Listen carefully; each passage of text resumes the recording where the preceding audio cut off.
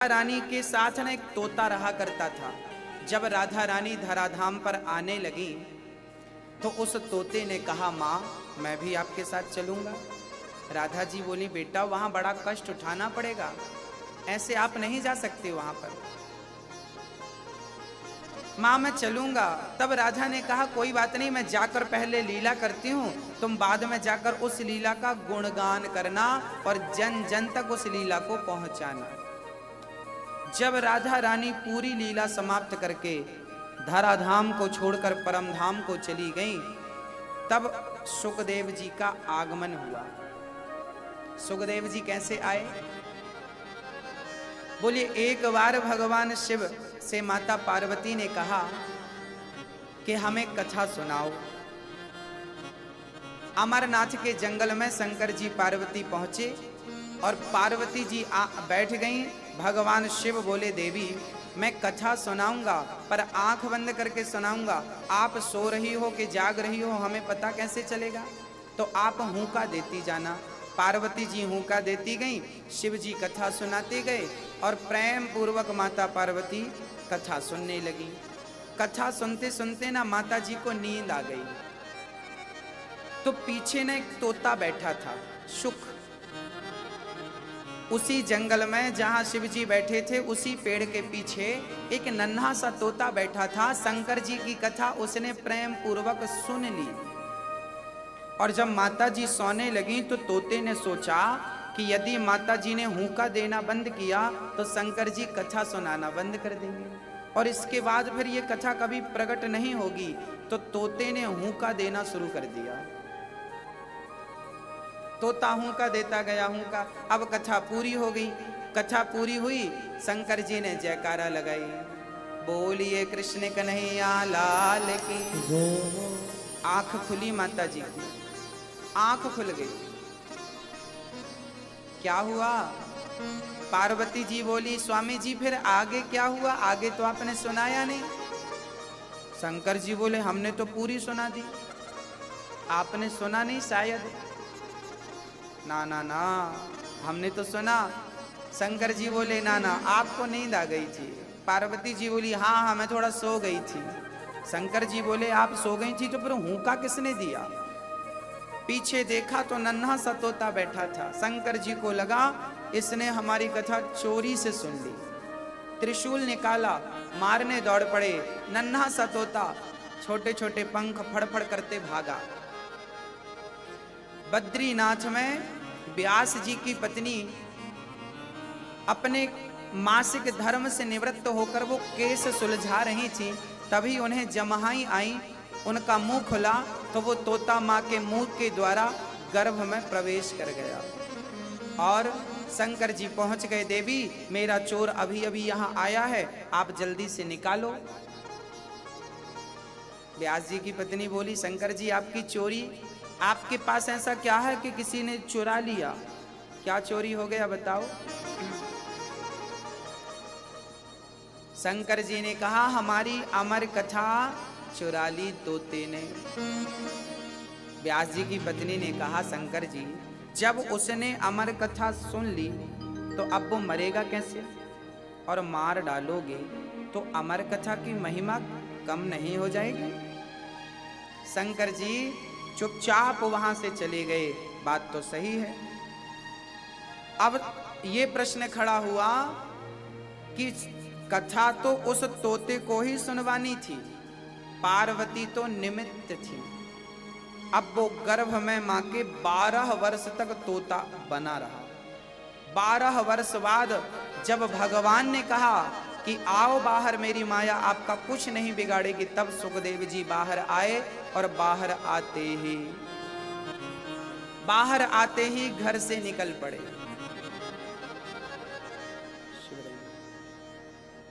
बाहर आते ही निकल पड़े, जाने लगे। पिताजी बोले, बेटा कहां जा रहे हो? कहां जा रहे हो? सुखदेव जी बोले, पिताजी जा रहा हूं अपना कल्याण करने के, मैं आपके बीच में नहीं रहूंगा। आपके बीच में रहूंगा तो माया घेर लेगी मुझे। मैया जी ये संसार ना बहुत अच्छा नहीं है, इस संसार में जो आता है ना उलझ जाता है। ये संसार एक चक्रव्यूह है,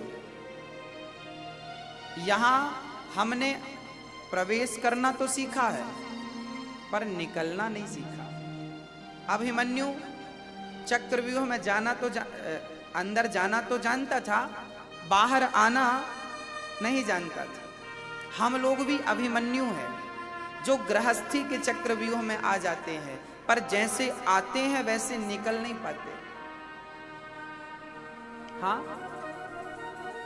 हम शादी करते हैं, बच्चे पैदा करते हैं और फिर शादी और बच्चों में ही उलझ जाते हैं। बुढ़ापा आ जाता है, बाल पक जाते हैं, सिर हिलने लगता है, फिर भी माया और मोह छूटता नहीं है। ये गलत है। जैसे आप जाओ, काम पूरा करो। भाई बच्चे आपके छोटे छोटे हैं, कमाओ, बच्चों को पढ़ाओ, धन इकट्ठा करो, प्रॉपर्टी बनाओ, बच्चों को योग्य बनाओ, बच्चों की शादी कर दो। बेटे की बिटिया की शादी हो गई, अब बेटे अपने पांव पे खड़े हैं, बेटी सुखी है। अब बताओ हमारी क्या जिम्मेदारी बची? अब हमारा क्या बचा? हमारे सारे कर्तव्य पूरे हो गए कि नहीं?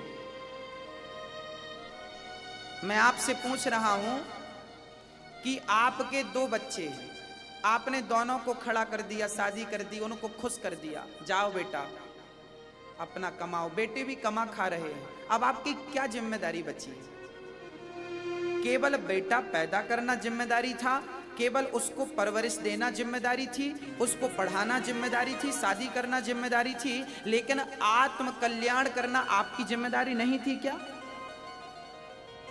जवाब दीजिए। यदि बच्चों को जन्म देना आपकी जिम्मेदारी थी, बच्चों की शादी करनी आपकी जिम्मेदारी थी, अब तो नाती हो गया, पोता हो गया, अब तो माया से मन को हटा लो। अब नहीं तो कब? तारीख बता दो। बुढ़ापा आ गया, लोगों का सिर हिलने लगता है, फिर भी मैं उनको देखता हूं कि वो माया में उलझे हुए हाय हाय करते हैं। कल मरते हैं कि परसों पता नहीं, मौत नाच रही है सिर पे, फिर भी हाय हाय कर रहे हैं। कब छोड़ोगे? ये मैं क्यों कह रहा हूं? ये इसलिए कह रहा हूं कि इससे आपका ये मानव जन्म व्यर्थ चला जाएगा। अब जो रियल कर्म बचे हैं आपके लिए, वो कर लीजिए ना। आत्म कल्याण कौन करेगा? मेरी मां, आपके हर कर्म का आपको हिसाब देना पड़ता है। समय से सूर्य भगवान निकलते हैं, समय से अस्त हो जाते हैं। यदि ये प्रकृति सिस्टमैटिक चल रही है तो कोई तो होगा ना इसे चलाने वाला। बताइए, कोई तो होगा। बस आपको और हमको चलाने वाला ईश्वर है, ये प्रकृति चलाने वाला परमात्मा। और याद रखना, हर जीव को उसे जवाब देना पड़ता है। आप कितना कमाते हो, इनकम टैक्स को सब बताना पड़ता है। कहां से आया, कहां लगाया, आपको इनकम टैक्स को सब बताना पड़ता है कि नहीं? आप भरते हैं कि नहीं मुझे नहीं पता, लेकिन जो भरता है ना उसे 1-1 रुपए का हिसाब देना पड़ता है। यदि यहां कमाया हुआ धन का यहां हिसाब देना पड़ता है, तो जिसने तुम्हें शरीर देकर, समय देकर भेजा है, क्या वो 1-1 समय का आपसे हिसाब नहीं मांगेगा? तुम्हें 100 साल दिया है, इस 100 साल में तुम्हें लड़कपन का मजा भी लेना है, जवानी का सुख भी लेना है, बच्चे भी पैदा करना है, पत्नी को खुश रखना है, पति को खुश रखना है, बच्चों की परवरिश करना है, पढ़ाना लिखाना है, और फिर बचे हुए समय से अपने लिए, कल्याण के लिए आपको चलना है। सारी जिम्मेदारी आपकी है।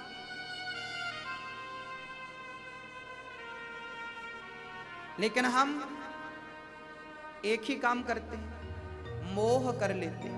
सुखदेव जी बोले पिताजी मुझे मोह में मत फंसाओ, मैं जा रहा हूं, मुझे जाने दो। पिताजी कह रहे हैं बेटा शादी कर लो, विवाह कर लो, फिर चले जाना।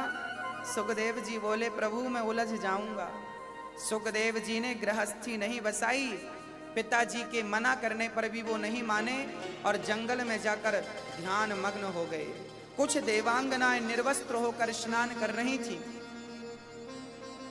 उसी समय सुखदेव जी निकले। सुखदेव जी को देखकर उन कन्याओं ने वस्त्र नहीं पहने, जबकि व्यास जी निकले तो उन्हें देखकर लज्जा आ गई। व्यास जी बोले देवियों मेरा जवान बेटा निकला, आपको लज्जा नहीं आई और मैं बुढ़ा जा रहा हूं तो तुम वस्त्र पहन रही हो। तब उन कन्याओं ने कहा स्वामी जी आपके पुत्र को तो ये भी नहीं पता कि स्त्री और पुरुष में अंतर क्या है, आपको सब पता है, तो जिसे कुछ पता ही नहीं उसके सामने लज्जा करने से होगा क्या? लज्जा तो उनके सामने आती है जिन्हें सब पता है। सुखदेव जी भगवान ब्रह्मा की बनाई सृष्टि में सुखदेव ही एक ऐसे थे जिन्होंने काम और क्रोध को जीत रखा था, काम क्रोध को जीत रखा था। ऐसे सुखदेव भगवान को व्यास जी ने भागवत की कथा सुनाई और आपने फिर श्री परीक्षित को कथा सुनाई। परीक्षित जी महाराज को आपने कथा सुनाई। ऐसे सुखदेव भगवान को हम प्रणाम करते हैं। बोलिए सुखदेव भगवान